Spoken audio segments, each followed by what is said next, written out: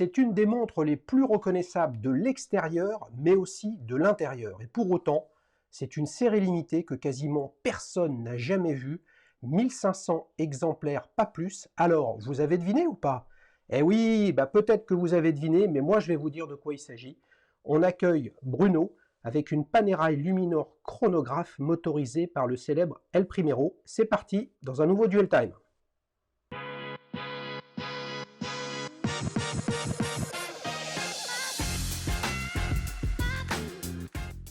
Salut Bruno, Hello Xavier, ça tu vas va? bien?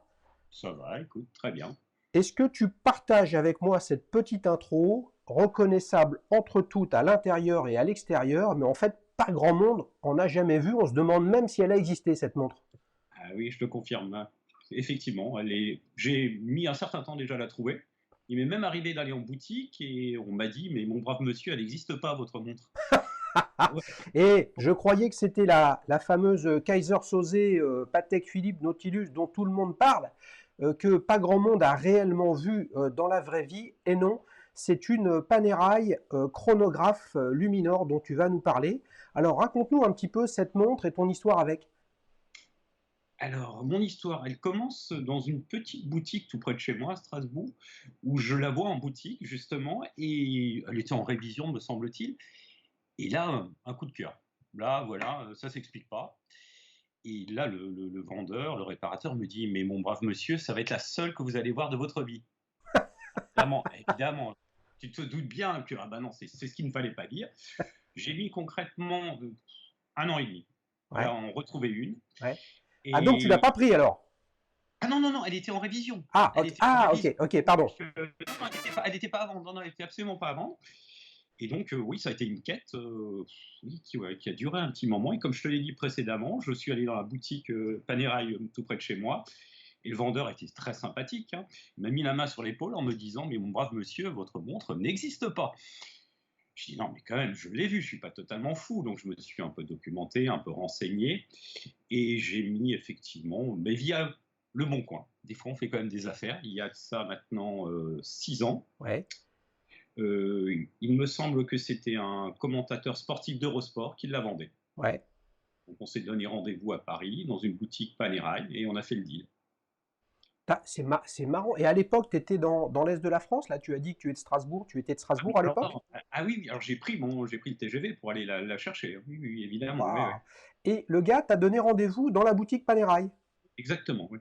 C'est... Moi, j'avais besoin de la faire authentifier, Ouais, parce que bon, je n'y connais rien, et puis bon, la somme engagée était quand même relativement conséquente. hum, Et donc on a fait le deal, ça s'est super bien passé.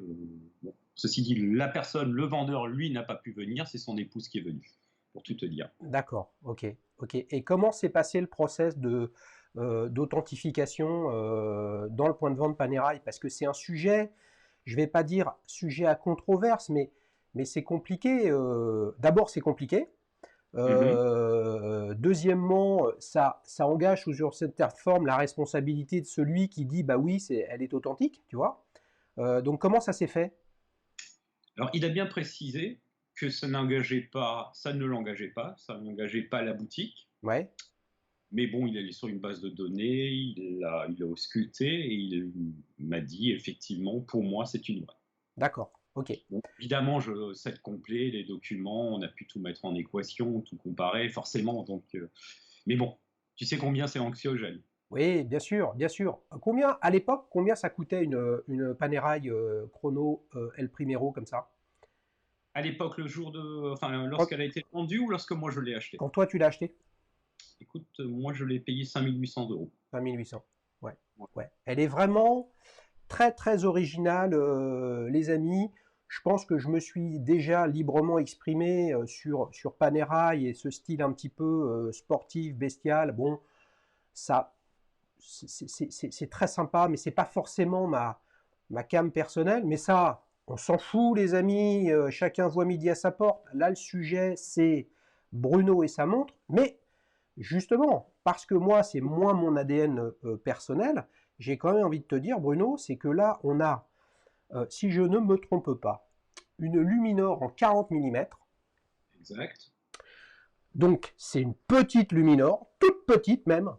C'est pas un radio-réveil. Voilà. Et tu as un bracelet acier qui est extrêmement rare également chez Panerai. Alors, je me permets de te reprendre. Acier titane. Ouh, ça c'est du beau, tu sais quoi, ça mérite un petit coup de trompette, mon cher Bruno. Alors justement, qu'est-ce qui te plaît le plus dans cette montre et c'est quoi le petit détail que tu préfères? Alors, le détail que je préfère, bon, le bracelet, pour moi, une réussite. Oui, Et en même temps, pour moi, il y a un problème parce que comme il est en deux matières différentes, ouais, acier et titane, ouais. il ne s'use pas de la même façon. Ah! Alors, est-ce que tu peux nous préciser ça? Quand on regarde les photos, quand on est un petit peu amateur de montres, les amis, il y en a beaucoup sur la chaîne, là, on a le sentiment que les parties en titane sont les parties les plus sombres, proches du gris. C'est le sentiment que ça donne, et le reste est plutôt, on va dire, en polymiroir acier. Je me trompe un peu ou c'est les photos qui m'induisent en erreur? Non, absolument pas, tu as totalement raison, c'est ça. Ouais, Et cette partie-là, l'acier qui a tendance à rayer plus facilement. Évidemment, le titane est plus résistant, donc résiste bien plus aux rayures. ouais. Ouais, il y a quand même le N-Link là qui accroche le bracelet au anse, hein, qui a une forme absolument magnifique, qui est manifestement, je suis pas designer, hein, mais qui est manifestement une reprise, comment dire, une inspiration du protège-couronne qui symbolise le pont de l'Arnaud à Florence, quoi. Hein. Exactement. Ouais. Alors, Exactement. justement, euh, quand tu l'avais vue en révision, Mhm. cette montre, elle avait le bracelet acier ou pas? Pas du tout, elle avait un bracelet cuir. Ok, ok. Donc le bracelet acier, ça a rajouté des bonnes vibes pour passer à l'achat. Écoute, alors là, vraiment, le bracelet a été la bonne surprise. Mais effectivement, le coup de cœur s'est fait sur la montre en elle-même. Ouais, ok, ok. C'est Ok, vraiment le c'est-à-dire que, non design. mais de toute façon, tu l'aurais pris, donc comme tu l'avais pas vu avant, de toute façon, pour toi, elle n'avait pas de bracelet acier. De toute façon, c'est-à-dire que je ne savais pas qu'il la vendait dans l'absolu, enfin qu'elle était vendue avec ce bracelet. Ouais, ok, je comprends. Je comprends. Mais qu'est-ce qui t'a séduit dessus? Tu connaissais Panerai à l'époque? Alors, non, pas du tout. Alors, moi, je veux te dire, la démarche a été un peu curieuse. C'était d'abord le mécanisme, le moteur, le calibre qui m'intéressait. Ouais, J'ai commencé une collection de montres et parmi les calibres qu'il faut posséder, semble-t-il, l'El Primero en fait partie. ouais, Et donc, je voulais un El Primero. À l'époque, je ne trouvais pas de montre qui me plaisait dans l'absolu et je suis tombé sur celle-ci, qui était animée par un Primero. ok. Ce que fait Zénith, ou du moins ce que faisait Zénith à l'époque, me plaisait pas trop. Et comme tu le dis souvent, depuis j'ai changé d'avis. Ouais, forcément, sinon ce serait trop facile. Mais voilà, donc à ce moment-là, tout collé, quoi, tout collé, le fond transparent. Je pense qu'il est important de voir son mouvement quand il est beau comme ça. Donc il y a plein de choses qui faisaient que bon, bah, c'était celle-ci, quoi. Ouais, ouais. Mais ça reste quand même le pur hasard. Oui, totalement. Alors Eh là, oui, totalement. eh oui. Mais c'est ça qui est merveilleux, c'est que c'est le hasard, on va dire, quand tu chines, quoi. Tu vois, tu es attentif, tu regardes à droite à gauche. Est-ce que tu te souviens les raisons pour lesquelles tu allais chez cet horloger à l'époque? Oui, parce que je mettais en révision mon Oméga, Ok, ok, que j'avais fait tomber, et puis donc il avait ça en boutique. ok, ok. Très très sympa cette montre. Sur les photos que tu nous as envoyées, Mhm. il me semble reconnaître une main féminine. Ah oui, alors là, je t'avouerai, Xavier, que c'est fait exprès. Ah, Ah oui, c'était oui, alors nous ne nous avons pas parlé, les amis, mais je me suis dit, tiens, il doit la prêter à sa compagne. C'est bien l'illustration que c'est une Panerai plus subtile, probablement, et plus accessible pour des poignets plus fins. c'est très exactement là où je voulais en venir, justement, pour montrer qu'une Panerai, ben, c'est pas forcément Stallone qui l'a porté, quoi. Donc, non, mais dans l'absolu, c'est un peu ça, quoi. Il faut être un Rambo pour avoir une Panerai. Et alors qu'elle peut être portée par une femme sans aucun problème, hein, comme tu le vois. Mais ça veut dire que tu te fais taxer ta montre? Euh, non, je les prête pas, ou pas trop. Ah, ok. Quel Alors est que j'ai pas l'adjectif comme pour chose triste. toi? Quel est Pardon, l'adjectif qui caractérise cette montre pour toi? prestance. Prestance? Eh, Ouais, ah ouais. t'es le premier à l'utiliser, celui-là, hein? Ah, c'est pas fait. C'est pas mal, hein? D'accord, pas mal. Bon, Est-ce écoute, que, tant mieux. ouais, est-ce que c'est ta montre de tous les jours? Non, j'alterne beaucoup, beaucoup, beaucoup. T'alternes? Ouais. T'alternes? Ouais. Je... J'ai une question pour toi à l'usage. Mhm. Donc sur une Panerai Luminor, on a donc ce protège-couronne très proéminent, hein, qui s'ouvre avec un petit loquet, une petite languette, et on voit en fait que les deux boutons poussoirs du chronographe sont placés en dessous. Euh, c'est un peu fonctionnel, c'est compliqué d'utiliser le chronographe. Je te demande pas si tu l'utilises, hein, parce que bon, si tu me dis que tu l'utilises tous les jours, ouais, je sais pas si on va te croire, hein. Qu'est-ce que ça donne là sur l'appréhension du chrono? Alors, je vais d'abord te répondre. Alors, moi, quand je porte une montre, je passe mon temps à jouer avec. Non, mais vraiment, je déclenche le chrono en permanence, je la retire du poignet, je la remets, je joue avec. C'est pas pour rien que j'en ai fait tomber une, hein. Ouais. Et alors, pour répondre, écoute, ben justement, ils sont super bien intégrés et tu peux les actionner sans le moindre problème. D'accord. Ah, ça c'est une bonne chose ça. Hein. C'est-à-dire que tu n'en as pas, je ne citerai pas certaines marques, où tu es obligé de dévisser le bouton pour pouvoir l'actionner. Non, là, absolument pas. Tu l'actionnes sans aucun problème. Ouais. Alors excusez-moi, on a des petits soucis d'affichage, je les résous pendant qu'on échange. Tu penses à une marque en particulier sur les chronos qui ne sont pas utilisables? Moi je pense que, bon, à peu de choses près, je vais pas, ça s'utilise peu. Tu penses à toutes les marques qui font des boutons poussoirs vissés? Ouais, vissé, ouais. Ouais. Ah bah, là effectivement sur des modèles comme ça, tu peux pas jouer quoi. Ou alors tu prends finalement, et c'est là où je trouve que aujourd'hui, bah, soit on aime en termes de design, et dans ce cas-là, c'est bien d'avoir des poussoirs vissés, mais sinon, c'est clairement le risque d'en laisser un ouvert, et là, pour le coup, c'est terminé l'étanchéité, quoi. C'est clair. Et d'où l'avantage aussi de ce système-là. Concrètement, si elle n'est pas fermée, tu le vois. Ouais. Tu ne peux pas aller te baigner. Enfin, si tu as cette excroissance qui se balade, bon, effectivement, c'est pas joli, quoi. Ouais. Et tu sais que elle n'est pas étanche. Donc, Mm. Mm. Sur les photos que tu nous envoies, on oscille entre donc ce superbe bracelet acier bah, qui va bien avec son époque, c'est-à-dire très travaillé, à moitié arrondi, à moitié poli, enfin, on va dire qui est pas vraiment dans le style actuel. Tu changes souvent tes bracelets. Là, par exemple, à l'heure actuelle, elle est montée sur quel bracelet? l'acier. L'acier? Ouais, je l'ai Ouais. remis sur l'acier, ouais. Ouais. Mm. Mm. Mais c'est vrai que j'alterne souvent. J'aime bien la mettre sur un cuir parce que après qu'une chemise, ça passe nickel. Ouais. Tandis qu'avec le bracelet acier, elle fait plus sportif. Ouais. Elle a plus de prestance. Elle est là, quoi. Tu sais qu'elle est là. Ouais. Sur Alors, le cuir, ouais. effectivement, elle est plus discrète.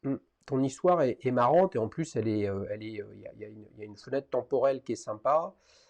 Quelques jours avant le premier confinement, donc il y a un an, puisque les Mm. amis, pour fêter le premier confinement, on est reconfinés. En tout cas, pour les personnes qui habitent dans les 16 départements concernés, dont toute l'île de France, d'où je suis originaire, et bien quelques jours avant le premier confinement, je suis allé déposer une montre chez un des horlogers que je côtoie, qui est Midi Pile à Boulogne-Billancourt, donc dans les Hauts-de-Seine.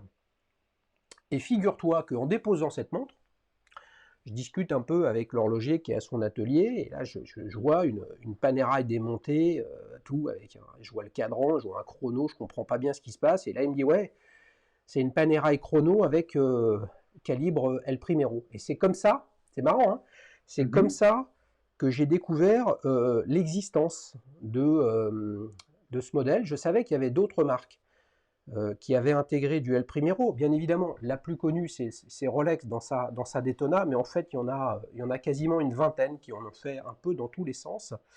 Et les amis, vous le verrez tout à l'heure, ça fait partie des alternatives que je propose à Bruno. Parlons un peu du cadran, si tu le veux bien, qui, comment dire, est somme toute, au-delà du fait qu'il y a 3 sous-compteurs, ce qui est rare hein, pour une Luminor qui a plutôt un seul sous-compteur avec une trotteuse, une petite trotteuse, lorsqu'il y en a une, là on est très éloigné du cadran très très très épuré, des très gros index sandwich. Là, en fait, tout a été refait et c'est extrêmement harmonieux, je trouve. Mais écoute, bon, forcément, je partage ton avis et parfois, enfin, je trouve qu'elle a des traits communs avec la Speed. Je sais pas si au niveau des codes, enfin, c'est mon avis. Eh ben, tu sais quoi, ça tombe Ouais. bien que ça soit le tien, parce que alors moi, je le vois pas du tout, ça. La seule chose qui pourrait aller dans ton sens, mais ce serait des codes de Speedmaster où la speed est tombée dans du strontium, ou en tout cas dans un domaine radioactif, c'est la forme des aiguilles bâtons, qui ressemble à celle de la speed, mais on a l'impression que là, elles ont été quasiment doublées de taille. Et c'est intéressant d'ailleurs de venir sur ce sujet-là, parce que finalement, quand je regarde cette montre, sur toutes les photos que tu as envoyées, le seul truc où je me dis, et regardez, on va passer d'une photo à l'autre. Là, on a une photo plein format du cadran de plein jour, où on voit ces aiguilles que je trouve personnellement heure-minute un peu grosses. Et quand on regarde la photo où tu nous la mets dans la pénombre, où on ne voit en fait plus les aiguilles, mais on voit simplement le traitement fluorescent, eh bien, il y a une légèreté sur les aiguilles qu'on n'a pas lorsque on les voit complètement. Voilà. Mais j'ai envie de te dire que, ouais, on a tous de la merde dans les yeux, hein, et puis que chacun voit midi à sa porte. Mais pour le coup, les amis, vous connaissez mon goût de la provocation. Franchement, la lunette, là, la lunette, elle n'est pas un peu... tu vois, elle est pas un peu d'origine d'autres marques. Tu trouves? Mais non, je trouve pas, c'est bien.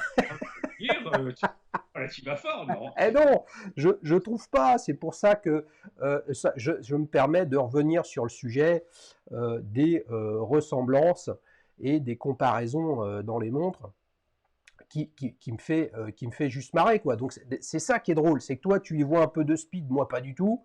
Moi, je pense Et si je voulais être de mauvaise foi, je dirais que cette lunette est complètement pompée sur une excusez-moi les amis, mon téléphone n'est pas coupé, je le coupe.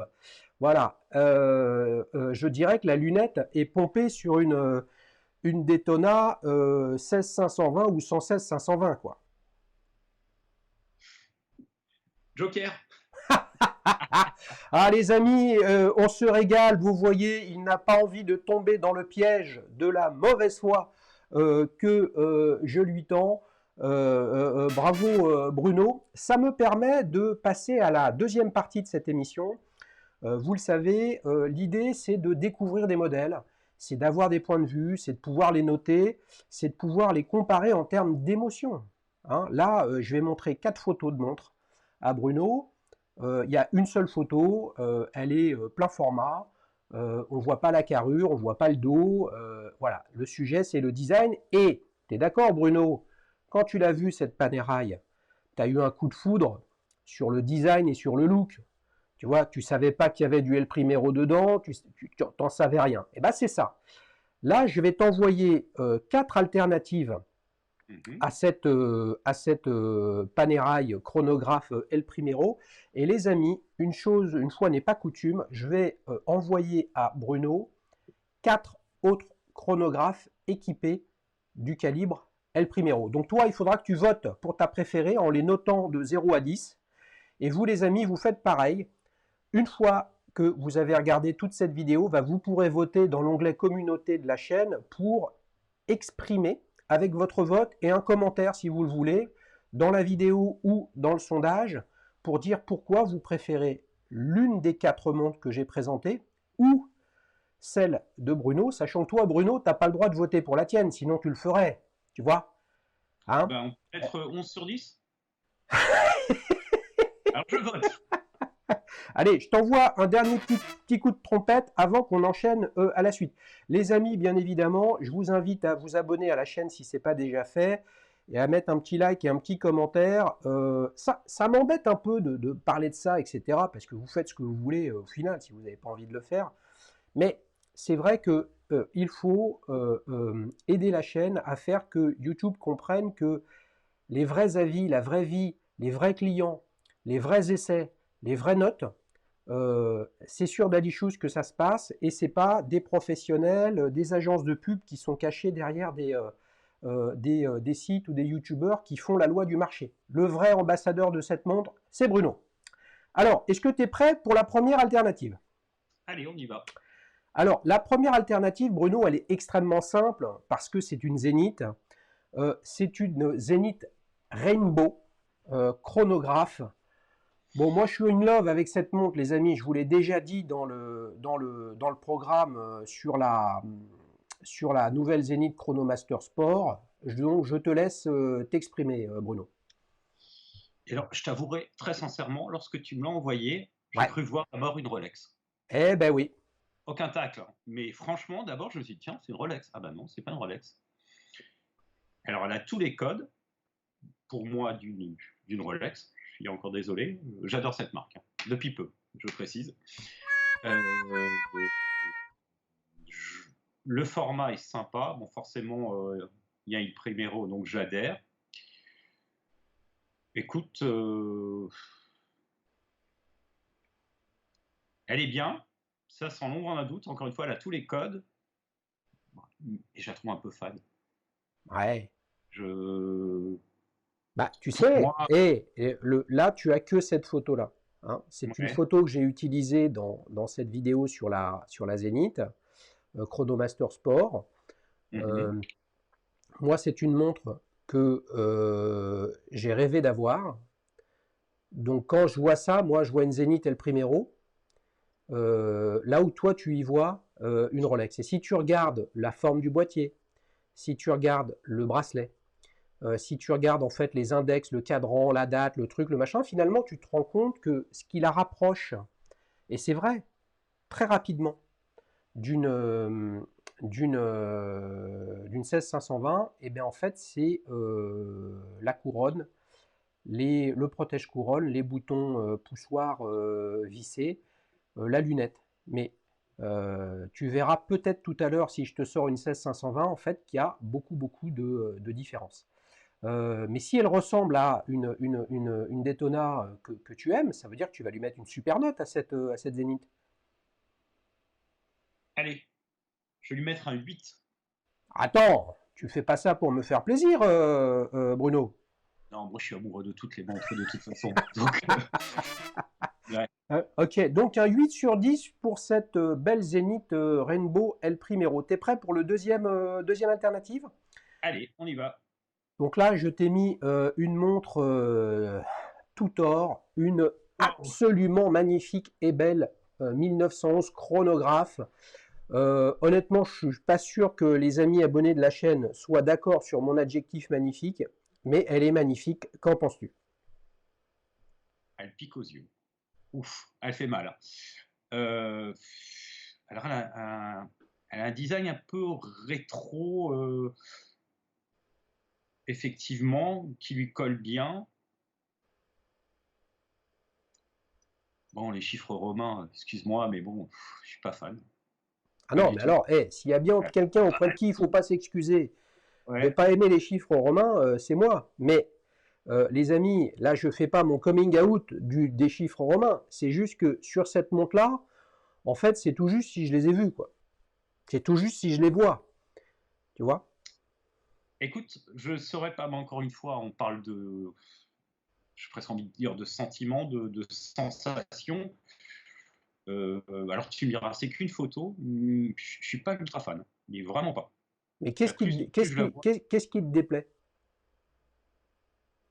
déjà le côté or me Ouais. plaît.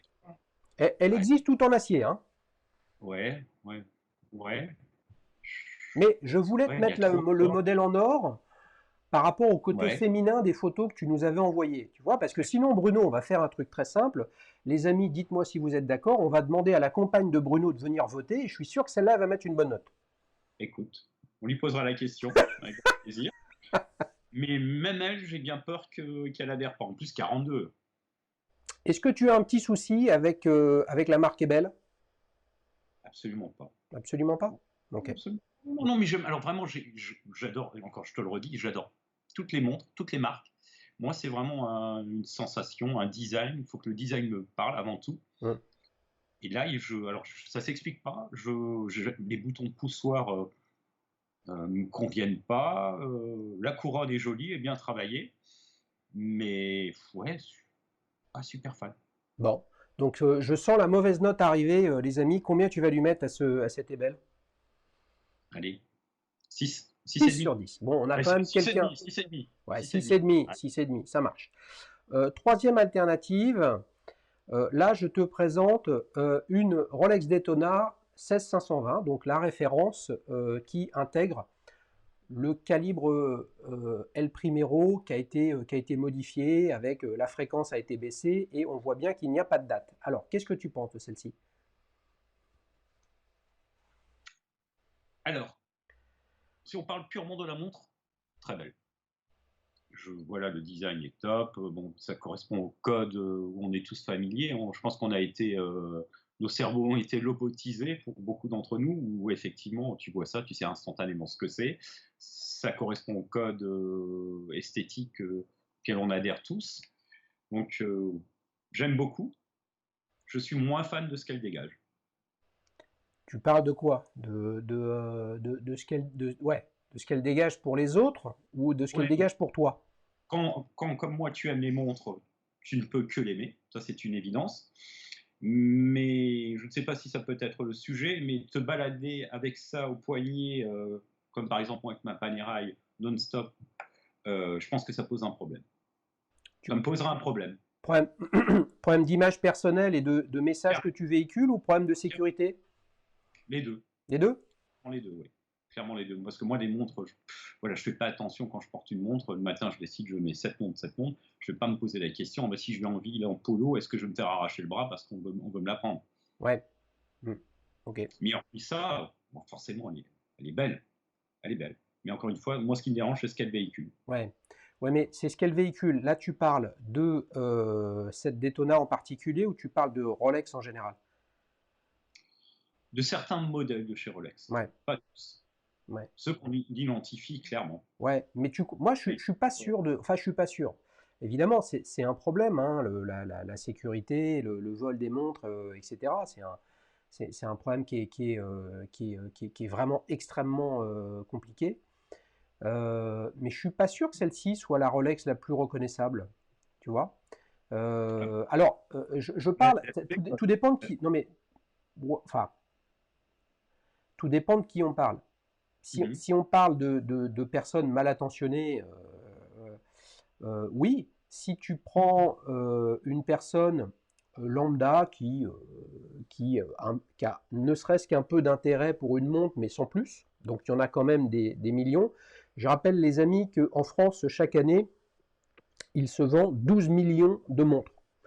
Alors 12 millions de montres, ça va de tous les prix, hein, ça va des montres gadgets, des montres pour les enfants, des montres extrêmement chères, des montres de luxe, des montres haut de gamme, etc. Mais ça montre bien qu'à un moment, et c'est tout le sujet de Petite Montre entre amis, Bruno, on a un cheminement qui est fait. Donc le jour où tu as une première montre, tu en auras une suivante, et peut-être qu'un jour tu arriveras à cette Rolex Daytona.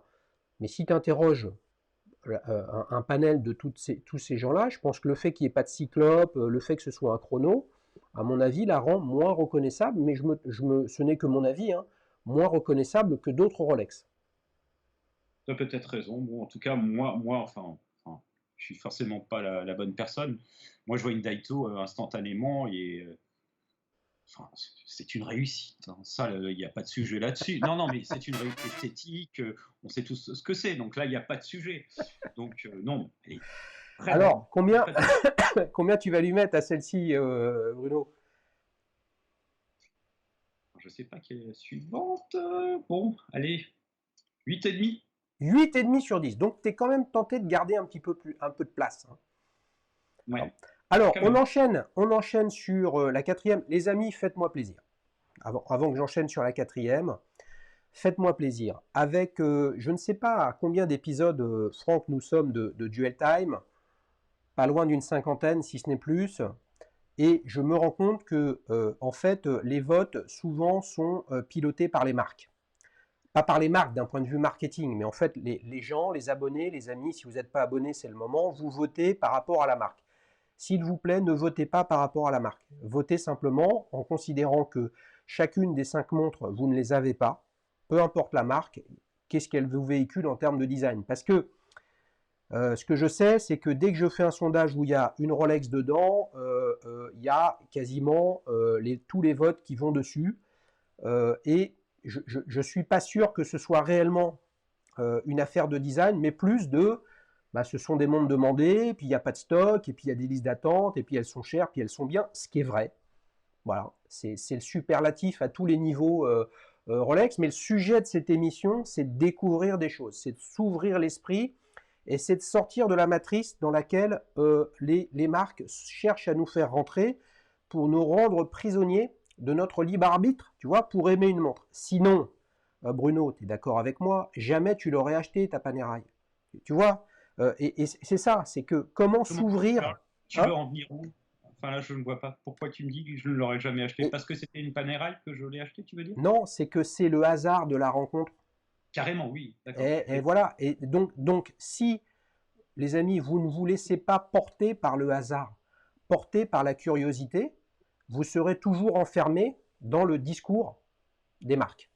Et à partir de là, qu'est-ce que je recherche comme montre?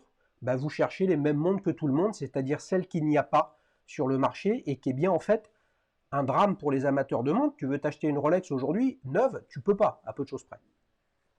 C'est vrai. Voilà. Alors, quatrième alternative pour toi, Bruno, une Tag Heuer Monza calibre 36, hein, alors qui a été réédité, mais qui historiquement, derrière ce numéro, se cache un Zénith El Primero. Alors, qu'en penses-tu, Bruno? Et tu vois, déjà, c'est mignon.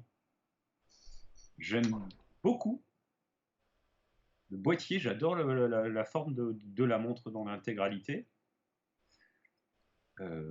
J'aime bien la taille. 37, c'est bien ça? Ouais. Ouais.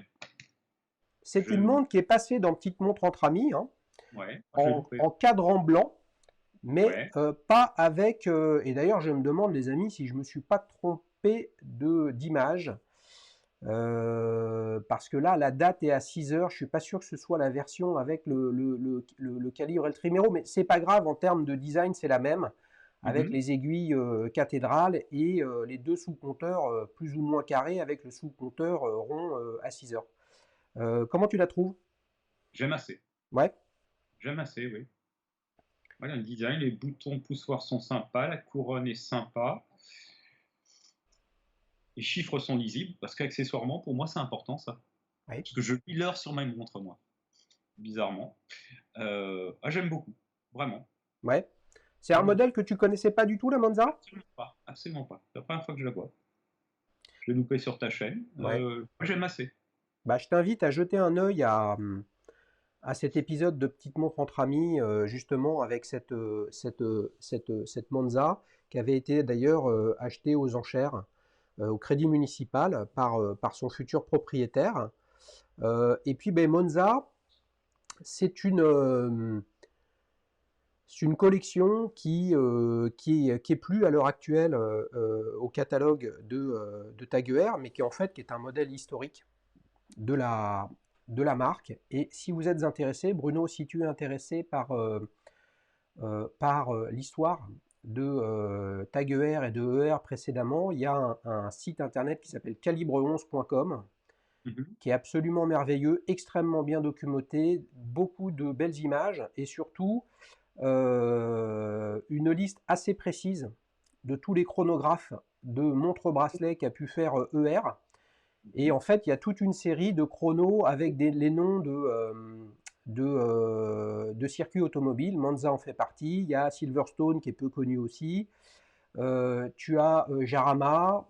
Tu en as toute une série d'autres avec des modèles extrêmement intéressants.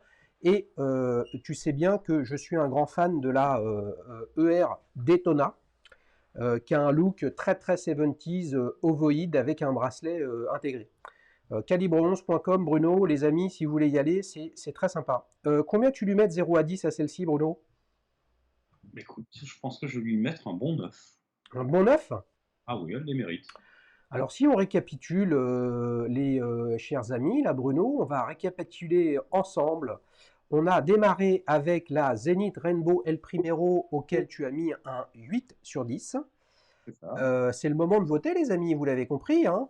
La Ebel 1911 chronographe en or, auquel tu as mis un 6,5 en étant gentil. Hein, En j'ai le étant gentil. sentiment que, voilà. Tu as mis un 8,5 à la Daytona, modèle évidemment emblématique, très prisé, évidemment. Et là, je vous ai mis une photo qui vient de chez Sotheby's, d'une vente aux enchères. Donc c'est vraiment une 16520, vous le voyez, elle commence un petit peu à patiner. Et là, c'est un roman, tout ce qui peut y avoir comme petite spécificité sur ces Daytona calibre Zénith. Et enfin, on termine avec la Tag Heuer Monza calibre 36, donc à base El Primero. Je me suis peut-être trompé sur la photo, les amis, mais ça ne change pas grand-chose sur la montre. Et là, tu lui mets un 9. Ouais. Eh ben, ça veut dire que l'heureux élu de ce Duel Time, cher Bruno, c'est cette Tag Heuer Monza. Qu'est-ce qui a emporté le plus ton vote là? Parce que tu as cité beaucoup de choses, la forme de la boîte, des dimensions qui sont contenues. Il y a un petit style vintage quand même dessus. C'est ce que j'allais te dire. Ouais, côté vintage, je le fais de par aussi sa taille, enfin, je pense que passé un certain âge, on a besoin de montres plus petites. Enfin, en tout cas pour moi, plus ça va, plus je les préfère maintenant plus petites, 40, 39. Mmh. Donc vraiment, elles correspondaient à enfin, au goût du jour, enfin, me concernant. Oui, oui, je suis dans la même trajectoire que toi. Je pense que de toute façon, c'est une affaire de génération, mais j'ai un petit peu de. Je suis pas sûr de l'explication de ça. C'est-à-dire que. Quel âge as-tu, Bruno? Écoute, comme toi, il me semble, 50 ans. Voilà. Bon, sauf que moi, je viens d'avoir 51, tu vois. Voilà. Voilà. Je ne suis pas sûr de l'explication de pourquoi toi et moi, on est en train de, petit à petit, d'avoir une préférence pour des montres plus petites. En fait, je vois pas la raison. C'est pas un problème musculaire, tu vois. On n'a pas du mal à porter une montre qui est plus lourde, donc qui est plus grande, donc qui est plus lourde. C'est quoi? J'essaye de faire parler ton inconscient comme faire parler le mien. Tu vois, on a envie d'être moins vu, moins visible, plus discret. Comment tu expliques ça? Moi, je pense que c'est ça. On préfère que ce soit plus discret. Après, on a peut-être plus tendance à s'habiller différemment aussi, passer 50 ans, plus être en costume. J'en sais rien, en fin de compte. Non, je te dis ça, mais j'en sais rien. Tu vois, je Eh fais ouais, n'importe c'est une quoi. vraie question, hein. Moi, je crois que Ouais. ouais, il va falloir que j'invite Bruno sur le divan. Hein. Allez. Henri Chapier n'est plus parmi nous, hein, mais bon, maintenant enfin c'était ou c'est, je ne sais plus, Marc-Olivier Fogiel. Voilà, petit divan entre amis. Ne t'inquiète pas, Bruno. Tu viendras t'allonger, tu pourras tout nous dire de Super. pourquoi t'aimes les montres de plus en plus petites. C'est ça qui est merveilleux, les amis, dans l'horlogerie, c'est qu'en fait, il y a des choses qui sont très cartésiennes. Le format, la taille, l'épaisseur, la marque, les matériaux, la R&D, le mouvement, les alternances, la technique. Et puis tout ça, en fait, ça peut voler en éclats euh, pour des affaires très émotionnelles, personnelles, liées à nos tranches de vie. Tu sais quoi, Bruno? Moi, je me régale toujours hein, dans ces duel time. Et là, on vient franchement de passer un grand moment avec une montre qui est super rare. Tu me confirmes qu'il y en a que 1500 qui ont été fabriqués? Exactement. Exactement. Waouh! Alors, par contre, dans le registre encore plus rare, elle existe en panda. Je n'ai pas la référence. Ouais. Et alors là, c'est le Graal absolu. Eh bien, les amis, vous avez compris, celui qui a une Panerai chronographe El Primero Panda, bien évidemment, il est bienvenu sur la chaîne. Et pour le coup, je le mettrai en contact avec toi, Bruno, pour, pour voir si tu as envie de faire progresser ta collection. Les amis, à toute bonne chose, une fin. Je vous dis à bientôt. Si vous voulez participer, vous connaissez la chanson www.dailyshoes.fr. Vous m'écrivez. On essaye de trouver un moment. J'ai beaucoup de contacts. Pardonnez-moi, c'est pas toujours facile de faire le suivi de tout ça. J'ai un énorme stock à vous proposer avec des montres et des marques qui vont dans tous les sens et dans toutes les formes et dans tous les budgets. Mais le truc le plus important, vous l'avez compris, c'est qu'il faut qu'il y ait une part de rêve là-dedans. Sinon, rêver d'un truc qui sert à rien, si on rêve pas d'un truc qui sert à rien, bah à quoi il sert le truc quoi? Bah à rien. Donc le sujet, c'est de rêver, puis surtout de convaincre les amis abonnés de la chaîne qu'il y a plein de montres, des milliers, dizaines de milliers, centaines de milliers de montres pour rêver à tous les budgets. Et donc, il faut écouter les ambassadeurs du terrain. Allez, ciao Bruno, à bientôt. Ciao.